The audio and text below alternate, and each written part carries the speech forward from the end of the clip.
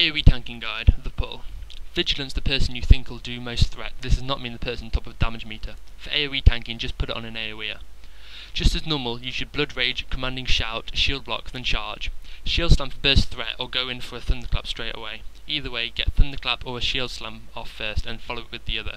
Make sure they're all in front of you, and then Shockwave. If this is a boss encounter and you're taking adds as well as the boss, then be aware who the DPS are focusing on, and use your normal one-on-one rotation whilst using Thunderclap and Shockwave. This will be more threat than the healers are doing. Feel free to Shockwave on the pull, as this saves healers healing for a few seconds from the stun, and it does more threat, but Thunderclap obviously attacks in a radius, whereas Shockwave only attacks in front of you, so it's a lot easier on the charge to do a Thunderclap straight away. Keep swapping your target to make sure you have a high amount of threat on each of them. And when your rage is high, instead of heroic striking like you would in a one-on-one situation, swap it for cleaves, as this will attack 2 targets and spread your threat. When you get a second to yourself, use Demo Shout, as this can be implemented anywhere as long as you still have the aggro. Gear which aids this kind of tanking and many other kinds of tanking will be listed and discussed on the Gear Enchanting Guide. What to do when you've lost aggro.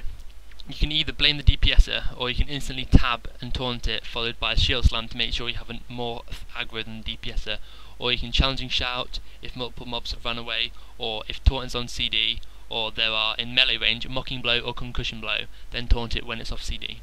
If they're at range, you can intervene, charge, intercept. Note that the player who pulled with Vigilance on them, your taunt CD will be refreshed. Failure to do these things, or if they're on CD, you can Intimidating Shout to spread the pack, but note that ranged especially will most likely still keep attacking, so get ready to taunt back and use any of the above abilities to regain aggro. Also change Vigilance at any time to someone who is giving you a hard time topping threat. What to do when there are casters in the group.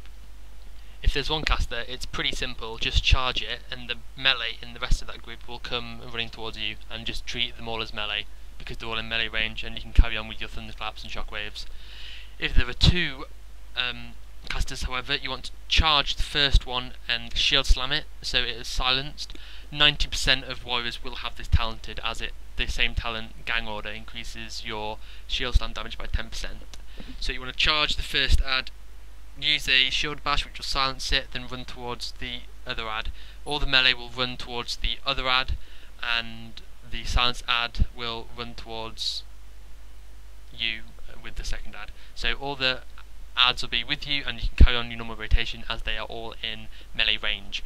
If there are 3 ads however, you can either pray again that there's a Death Knight in the group and you can Death Grip, or you can go in as if there are 2, silence one, go in the group with the other, so that there's only 1 ad not in the group. You can wait for your Shield Bash to come off cooldown, charge it, then intercept back, then it'll be in the group when you use your Shield Bash on it and silence it, or you can hopefully get a mage to counterspell it or whatever. All these things can help. Basically what you want to do is get them all in a group together, and so they're all in melee range and you can carry on your rotation, because as a warrior you are melee. Also you want to spell reflect every time you can. Try and get it so it's just the ad that you're spell reflecting.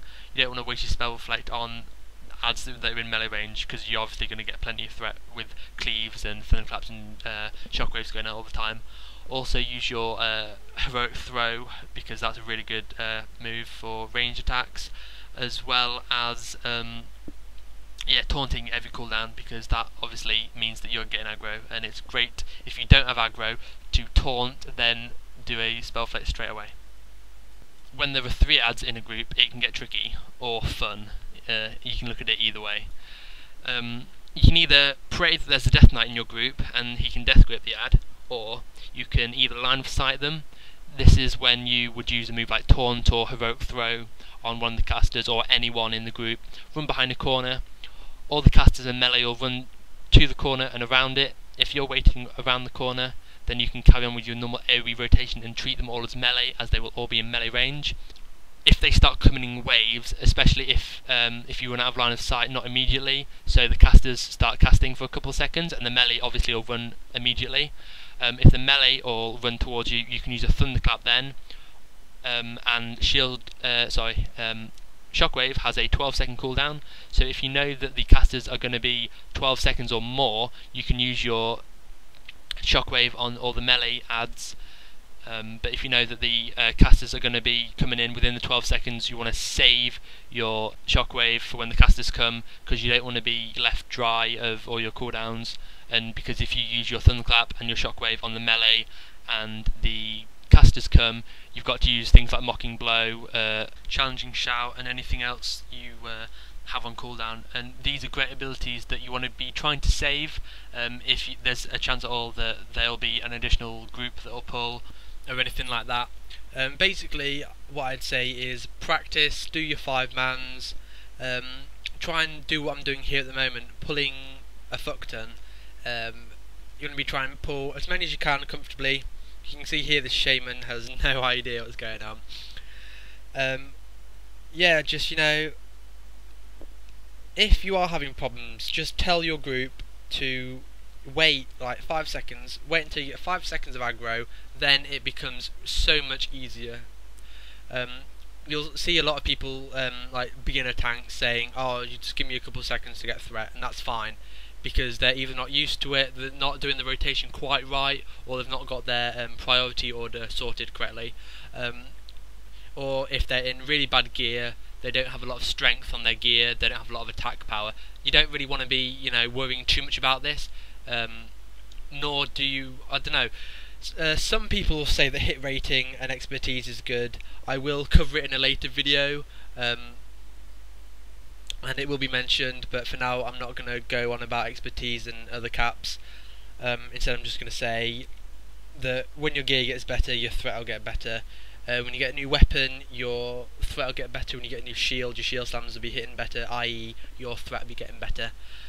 Just practice, do your 5-mans, do some 10-mans, just play the game, get used to your character, make yourself some interesting keybinds that you know what they are.